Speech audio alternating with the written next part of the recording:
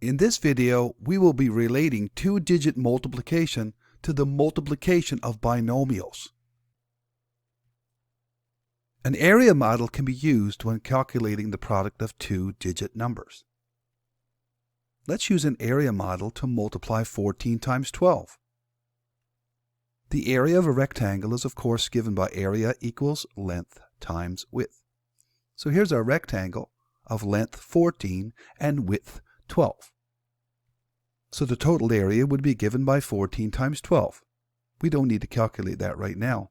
But is there a way to make this simple calculation even easier on paper? Let's use a different area model to multiply 14 times 12. Let's divide up the area into smaller areas with some friendly numbers in mind. Here's our rectangle from before, but now we notice 4 distinct areas. The length across the top, 14, can now be written as 10 plus 4.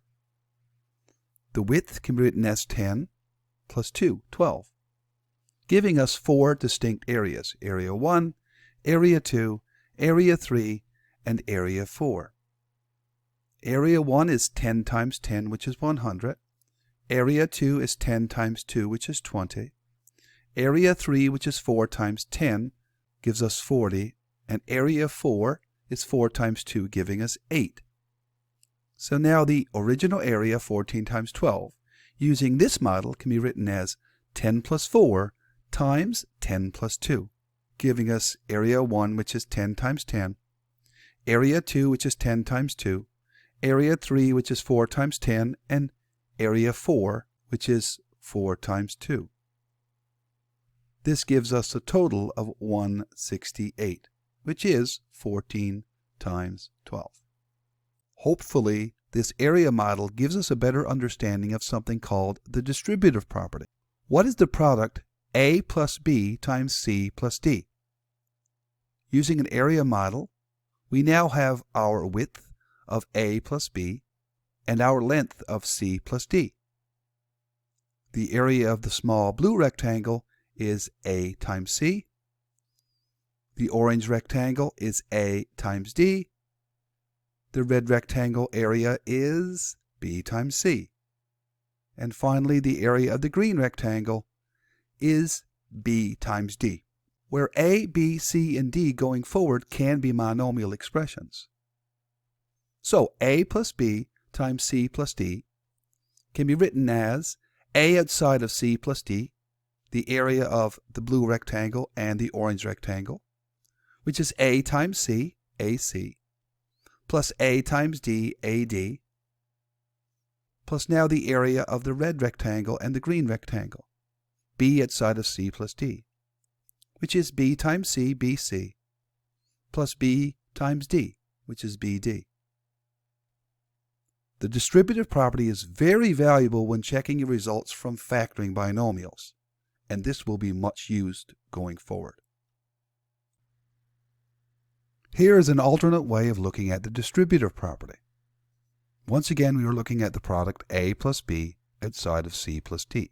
We can continue to use the area model, but now have a length A plus B and a width C plus D, giving us an area in the upper left as AC, the lower left as AD, the upper right as BC, and the lower right as BD. There is another way to look at this as well. The total area would be A plus B times C plus D. If we multiply the first terms in each binomial, we get AC.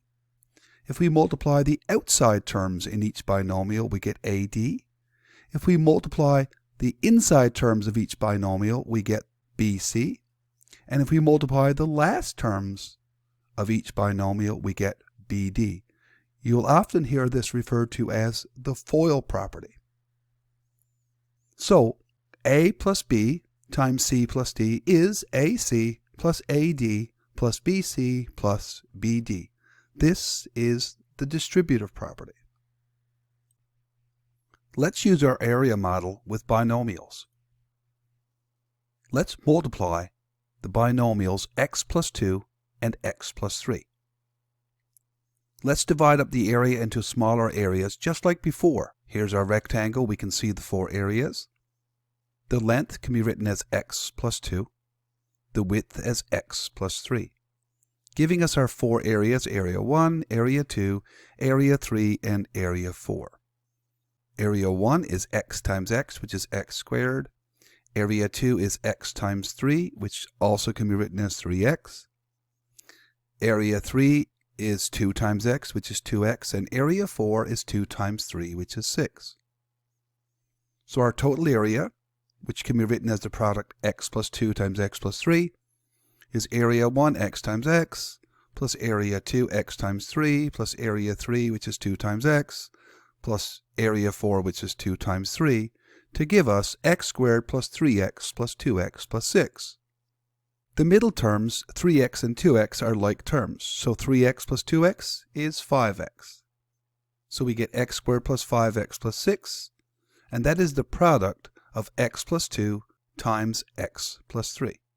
X squared plus 5x plus 6. Please proceed to the next video in this lesson, and thank you for viewing.